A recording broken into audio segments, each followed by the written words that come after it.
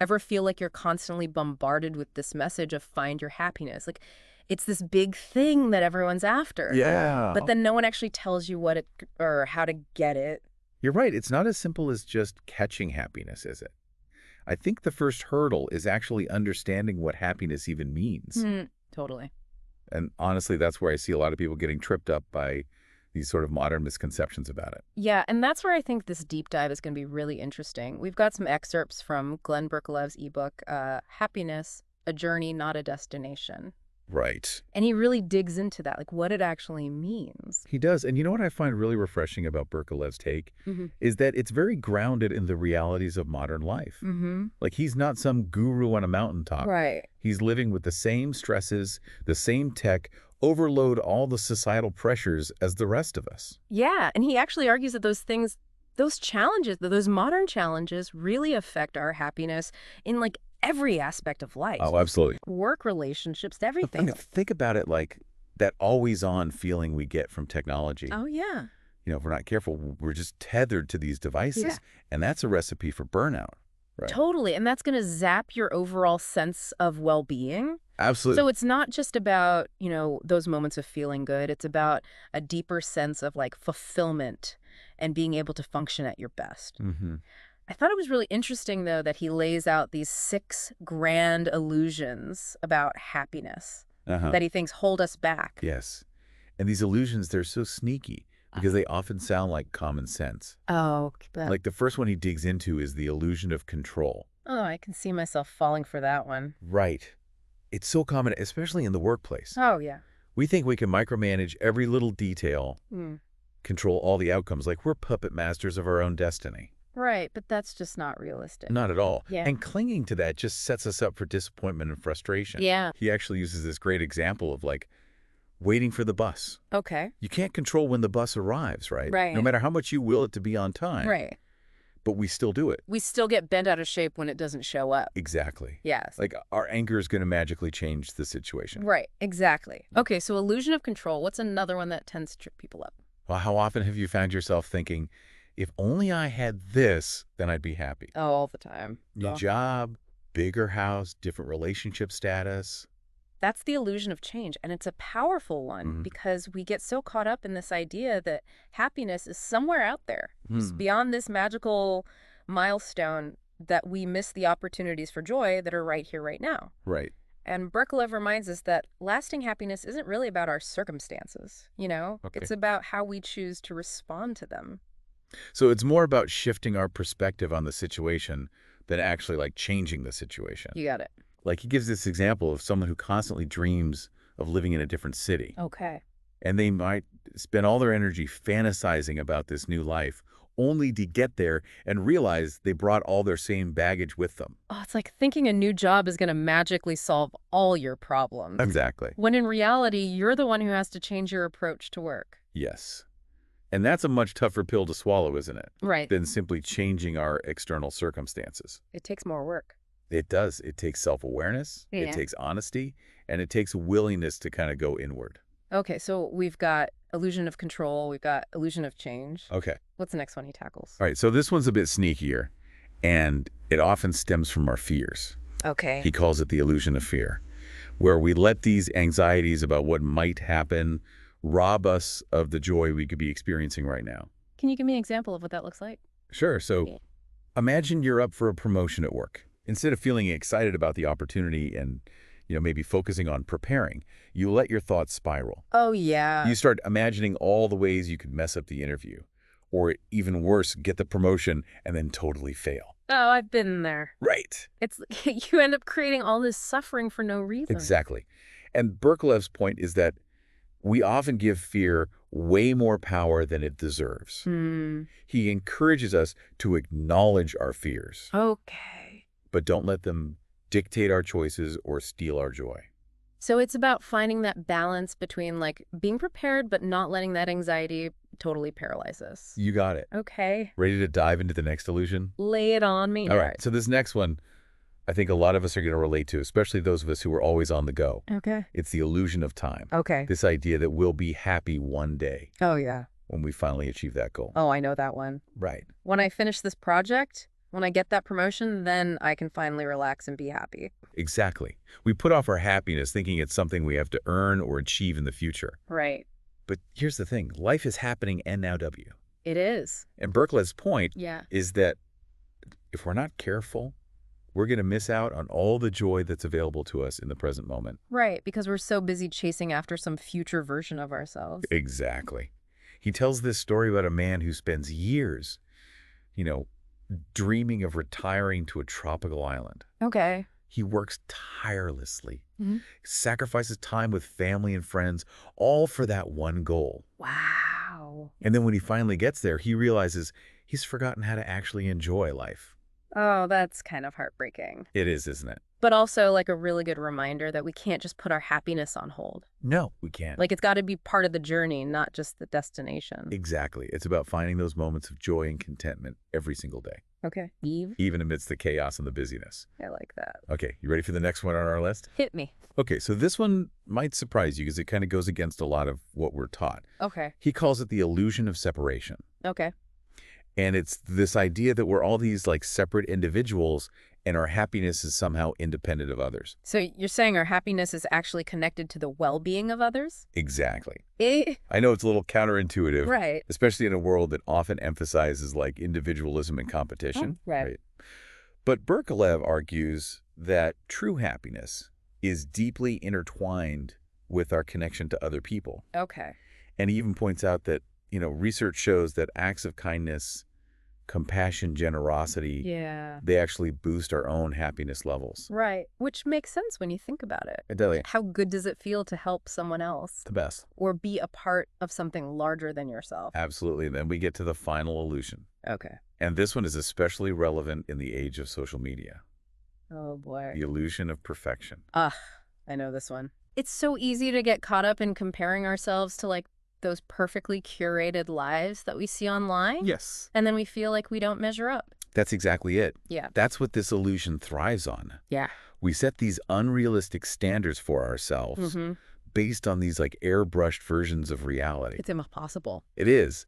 And then we inevitably feel like failures Right. when we can't achieve them. Because we're human. Exactly. Yeah. And Berkelev reminds us that everybody makes mistakes. Everybody has flaws. Mm-hmm. And it's those imperfections that actually make us unique and interesting. Right. True happiness, he says, comes from accepting ourselves warts and all Love that. and recognizing that we are enough just as we are. Okay, so we've gone through all 6 of these illusions, and I have to say it's a lot to process. It is. It's like he's shining a light on all these sneaky ways that we sabotage our own happiness without even realizing it. And he does. But the good news is, Okay. once we're aware of them, Yeah. we can start to challenge them. Oh. And that's where the practical strategies that he outlines in the book come in. So these strategies are like antidotes to the illusions. They are. Okay, tell me more. And the beautiful thing is that these aren't just like random tips that he's thrown together. Okay. Each one is directly connected to overcoming one of those specific illusions. Oh, that's interesting. Like, remember the illusion of control? Yes. But Berkelev argues that mindfulness is one of the most powerful ways to combat that. Okay, that makes sense because mindfulness is all about being present in the moment without judgment. Exactly. So instead of trying to control everything, we're learning to accept what is. Yes. And when we're less caught up in our heads, we're trying to micromanage every little detail, Right. we actually free ourselves up to experience more joy and more peace right here, right now. So it's not about like suppressing our thoughts or emotions, Right. but more about just like observing them without getting totally swept away by them. Exactly. And, mindfulness also ties into another strategy that he talks about a lot, Okay. gratitude. Oh, the classic gratitude. I know, right?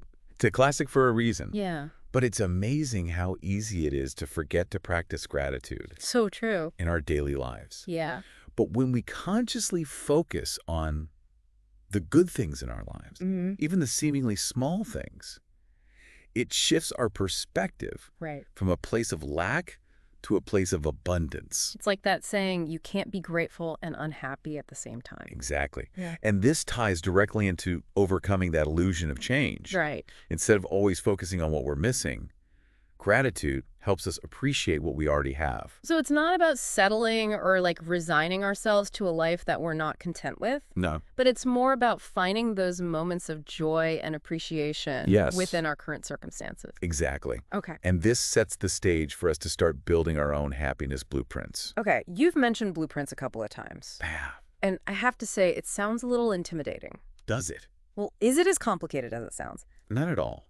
Think of it as a roadmap Okay. to creating a life that aligns with your values and brings you genuine happiness. Okay. And the best part is you get to be the architect I like that. of your own blueprint. It's like taking control of our own happiness instead of waiting for it to happen to us. Exactly. But where do we even begin? Well, Berkelev suggests starting with self-reflection. Okay. He actually provides a series of questions in the book Oh, cool. to help you identify what your core values are, what are your passions, what are your strengths, Okay. what truly matters to you. Yeah, what lights you up? Exactly. Yeah. What makes you feel alive and energized. So it's not about like copying someone else's blueprint, Yeah. but designing one that's unique to like our own values and aspirations. Exactly. Once you have a clearer sense of who you are at your core, Mm-hmm. you can start to envision like what your ideal life looks like, Okay. right? What does happiness look like to you in your relationships, Yeah. your career, in your personal growth, and in your contributions to the world? So this is where we get to dream big. Absolutely. But here's the crucial part. Okay. We actually had to take action. Right. We can't just like make a vision board and call it a day. Exactly. Okay. And that's where goal setting comes in. Okay. Goal setting can feel really overwhelming, though. It can. Where do we even start? Well, he breaks it down beautifully using the SMART goals framework. Oh, yeah. I've heard of those. So your goals should be specific, measurable, achievable, relevant, and time-bound. Right.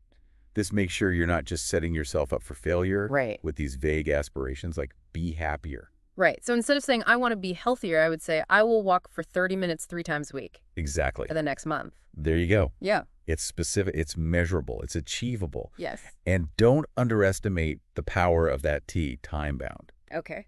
Having deadlines, even if they're self-imposed, can be incredibly motivating.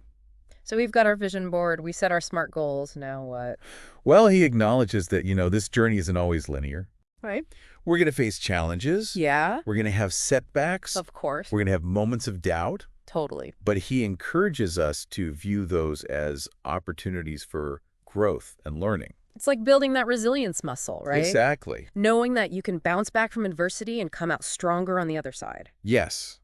He also emphasizes that our happiness blueprints aren't set in stone. Okay. As we grow and evolve, Right. so do our values and aspirations.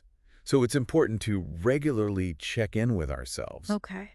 and make sure that our blueprints are still aligned with who we are and where we want to go. That makes sense because we're not static beings. We're not. So our happiness blueprints shouldn't be either. Exactly. And what's really fascinating? What's that? He doesn't just apply this concept of a happiness blueprint to our personal lives. Okay. He actually extends it to the workplace as well. Oh, that's interesting. I've never thought about applying it to my job. Yeah, it's a game changer. He argues that, creating a positive and supportive work environment Mm-hmm. is essential for both employee well-being Yeah. and organizational success. So it's not just about those like fluffy perks, Right. like ping pong tables and free snacks. No. It's about something deeper. It's about fostering a deeper sense of purpose and belonging Okay. at work. I like that. He talks about the importance of open communication, recognizing employee contributions, providing opportunities for growth and development. It sounds like he's advocating for like a more holistic approach to work, It is. where happiness and well-being are valued just as much as like productivity and profits, Exactly. which is refreshing. It is. Yeah. And he emphasizes that this starts with leadership. Okay. Leaders who prioritize their own well-being Mm-hmm. are better equipped to create a more positive and supportive environment for their teams. It's like that saying, you can't pour from an empty cup, right? Like leaders need to model those healthy habits if they want their employees to thrive. Precisely. But it's not just on the leaders. Okay. He also encourages employees at all levels to take ownership of their happiness at work. Okay. How do you do that? Well, he suggests like having regular check-ins with yourself So- and with your manager Oh, interesting. to assess, how happy are you actually, Right. and to identify areas for improvement. It's like creating a culture of well-being Yes. where everyone feels empowered to like speak up about their needs Yeah. and work together to create a more positive and fulfilling workplace. Exactly. Yeah. And you know what else is really cool about his approach? What's that? He doesn't just rely on his own personal experience and observations. Okay. He actually delves into a variety of different happiness theories, Oh, wow. both ancient and modern, Cool. to provide, I think, a much richer understanding of what truly leads to a fulfilling life. Oh, this sounds like right up your alley. It is. Give us a sneak peek into some of those. So one that I found really interesting is called the broaden and build theory. Okay. And it basically suggests that, those positive emotions that we experience, like joy, contentment, they don't just feel good in the moment. Right. They actually broaden our thinking Okay. and build our capacity for things like creativity, resilience, even physical health. So it's like those positive emotions create this ripple effect Yes. that makes us more open to new experiences Mm-hmm. and better equipped to like handle the curveballs that life throws at us. Exactly. And Berkelev connects this back to those practical strategies that we were just talking about, like gratitude, for example. Right. He says practicing gratitude, it doesn't just make us feel happier in the moment. Mm-hmm. It helps us build stronger relationships, Okay. which in turn contributes to our overall well-being. Yeah, it's like this upward spiral of positivity. It is. I love that. So it's not just about feeling good for the sake of feeling good. Right. These positive emotions have a tangible impact on our lives. They do. And you know, something else that I thought was really interesting and that you mentioned earlier was that Berkelev brings in this really unique perspective on happiness Mm-hmm. through his own experience with Islam. Yes. It's not a connection you often hear about You go. in like mainstream discussions about happiness. Right. So I'm really curious to hear more about that. Yeah, so he explains that in Islam, happiness, or sa'ada as it's called in Arabic, Yeah. it's about more than just, fleeting pleasure Okay. or positive emotions. Right. It's deeper than that. It's this much deeper state of well-being Okay. that encompasses your physical, mental, and spiritual self. So it's about like aligning your life with your faith. Yes. And finding that sense of purpose and connection through your relationship with God. Exactly. He talks about how true happiness in Islam comes from submitting to God's will, Okay. living a life of purpose, and engaging in acts of worship and service. And again, that really resonates with some of the other theories that we've talked about. It does. Like the eudaimonic theory, which emphasizes finding happiness through living a virtuous and meaningful life. Absolutely. And, this is where he brings in the concept of shukr, Okay. or gratitude, Right. which is central to Islamic teachings. Right. It's about recognizing and appreciating the blessings in your life, both big and small, Okay. and acknowledging that they come from God. So again, it's that shift Mhm. from focusing on what you lack to what you have, Right. which is something that we hear a lot in the context of happiness research, We do. regardless of your religious belief. Yes, exactly. And then there's this concept of sabra, Okay. which is often translated as patience or perseverance. So it's about like facing those challenges with grace and resilience. Yeah. Knowing that God has a plan even when things are tough. Exactly. And he really emphasizes that, true happiness in an Islamic context isn't about avoiding hardship altogether. Right. It's about navigating those challenges with faith and trust in a greater power. It's a really powerful message and one that I think a lot of people can relate to, I think so too. even if they don't come from a religious background. Right. It's about finding that inner strength and peace to kind of weather those storms of life. Yes. And he goes on to explain how these Islamic principles can actually be applied to the workplace as well. Oh, interesting. So it's about creating a work environment that reflects those values of integrity, compassion, and fairness. Exactly. He talks about the importance of ethical business practices, Okay. treating your employees with respect and dignity, Right. and fostering a sense of community and collaboration. It's about creating a workplace where everyone feels valued and supported, which ultimately is going to lead to greater happiness and fulfillment for everyone involved. Exactly. And, I think what's really refreshing is that he's not trying to convert anyone Right. or present Islam as like the only path to happiness. Not at all. He's simply sharing his own personal insights and experiences and inviting us to consider how those principles might resonate Yes. with our own lives. Exactly. He's encouraging us to broaden our understanding of happiness Mm-hmm. and to recognize that there are many paths So true. to get there. Well, that feels like a really beautiful note to end on. It does. This deep dive has been quite the journey. It has. We've gone from, those sneaky illusions that sabotage our happiness to practical strategies for cultivating more joy and fulfillment. Right. We've explored fascinating theories from psychology and philosophy, Mm-hmm. and even these really insightful perspectives from Islam. It's been a whirlwind. It has been a whirlwind of information. It has. But I think what's so great about it is that we're walking away with these new tools and perspectives I hope so. to help us create happier and more fulfilling lives. Absolutely. And, as Glenn Berkelev so eloquently reminds us, Yes. happiness isn't a destination. It's a journey. It is. And it's a journey best traveled with open hearts, curious minds, and a willingness to embrace all the ups and downs along the way. Beautifully said. Now go forth and create your own happiness blueprints, everyone.